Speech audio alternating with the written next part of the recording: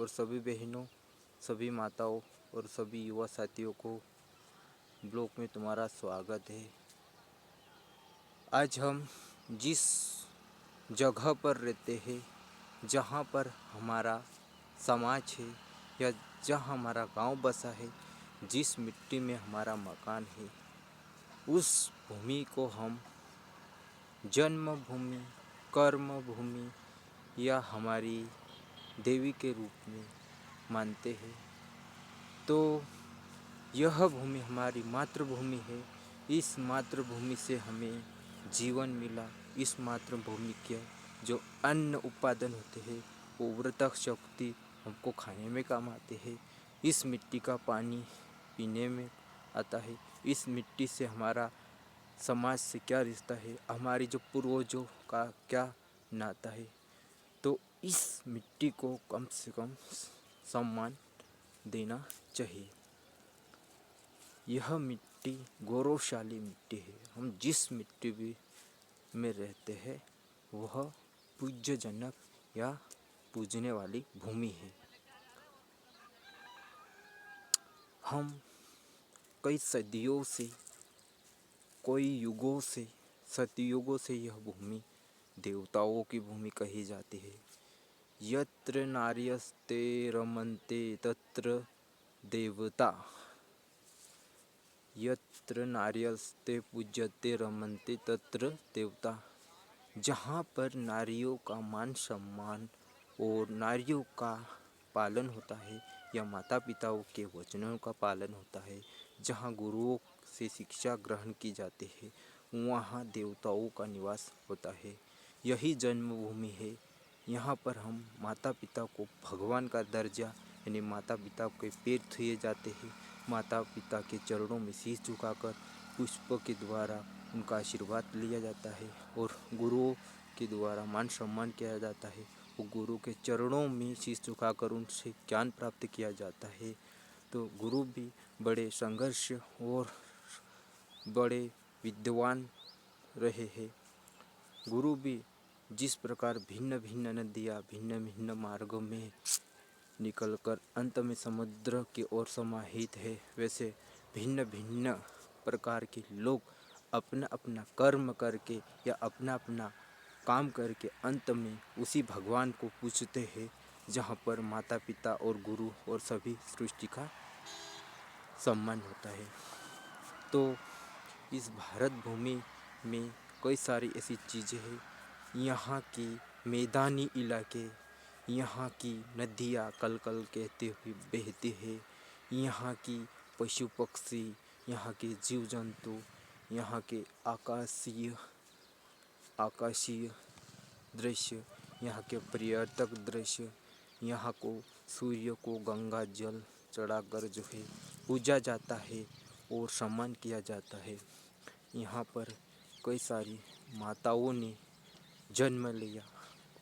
जैसे हम अपनी माँ को माँ कहते हैं, तो यह माँ 9 महीने तक पेट में गर्भवती के रूप में कष्ट झेला और इस संसार को दिखाया।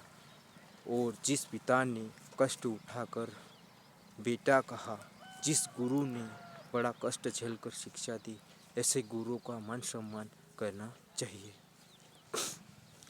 हमारे देश में कई सारे दृश्य हैं।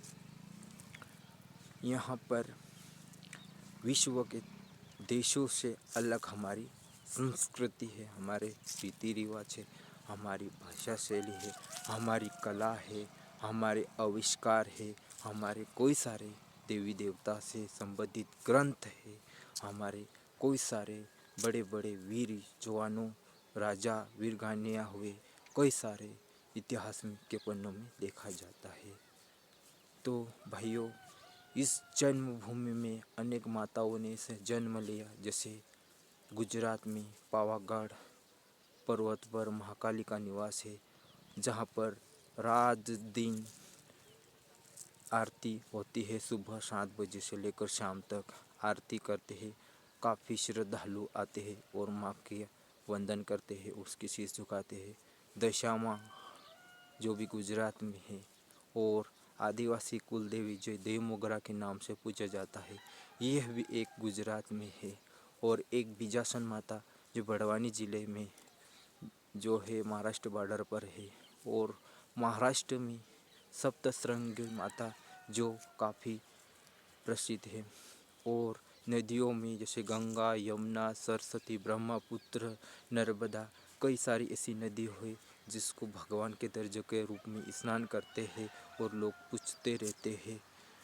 तो कई सारे ऐसे दृश्य हैं जहाँ पर भगवान के समान पूजाए जाते हैं।